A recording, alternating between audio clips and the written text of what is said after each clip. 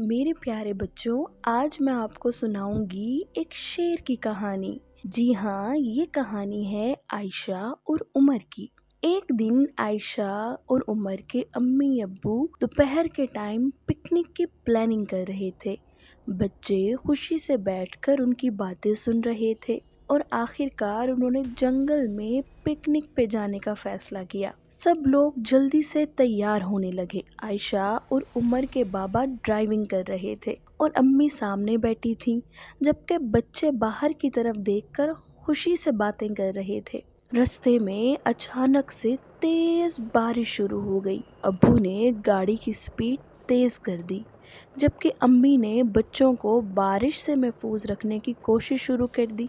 और बच्चे तो गाड़ी के बाहर बारिश को देखकर खुश हो रहे थे। अचानक उनके बाबा ने जंगल में एक पुरानी सी झोपड़ी देखी। उन्होंने सोचा कि क्यों ना कुछ देर इस झोपड़ी में बैठ जाएं। सब लोग गाड़ी से उतरे और उस झोपड़ी में जाकर बैठ गए।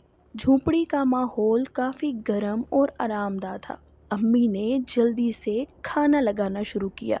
जैसे ही सब मिलकर खाना खा रहे थे, बच्चों ने जिद लगाना शुरू कर दी कि हमने बाहर जाना है। बच्चों के बाबा ने उनको मना किया कि जब तक बारिश नहीं रुक जाती हम बाहर नहीं जा सकते।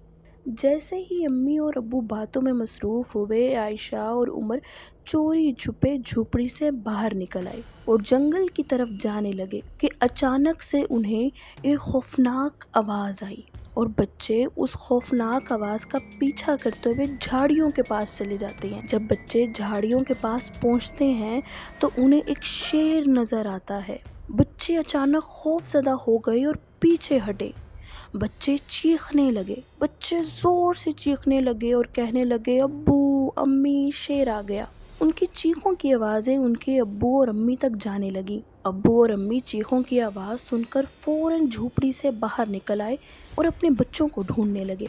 और शेर आहिस्ता आहिस्ता बच्चों के करीब आने लगा और बच्चे और ज्यादा डरने लगे। जैसे ही अब्बू और अम्मी ने शेर को देखा, वो सोचने लगे कि अपने बच्चों को शेर से कैसे बचाया जाए। अब्बू ने फौरन से लकड़ियां उठा ली और शेर को भगाने की कोशिश की। और अब्बू ने बच्चों को कहा कि आप लोग भी शोर मचाओ ताकि शेर डरकर भाग जाए। बच्चे जोर से हाथों से तालियां बजाने लगे और चीखने लगे। इस तरह शेर थोड़ा सा घबरा गया। शेर बच्चों के शोर और हरकत से खौफजदा हो गया और झाड़ियों की तरफ जाने लगा। और आखिरकार बच्चों और उनके मम्मा बाबा ने सुकून की सांस ली।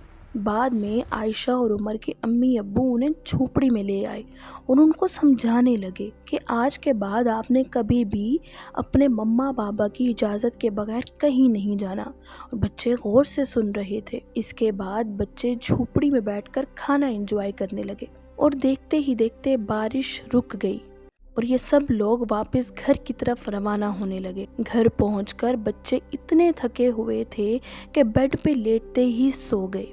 दोस्तों, आपने इस कहानी से क्या सबक सीखा? हम सबको अपने पेरेंट्स की परमिशन के बगैर कहीं भी नहीं जाना चाहिए। अगर आपको ये कहानी अच्छी लगी तो हमारे चैनल को सब्सक्राइब कर दें और ऐसी ही और कहानियों के लिए हमें फॉलो भी कर दें।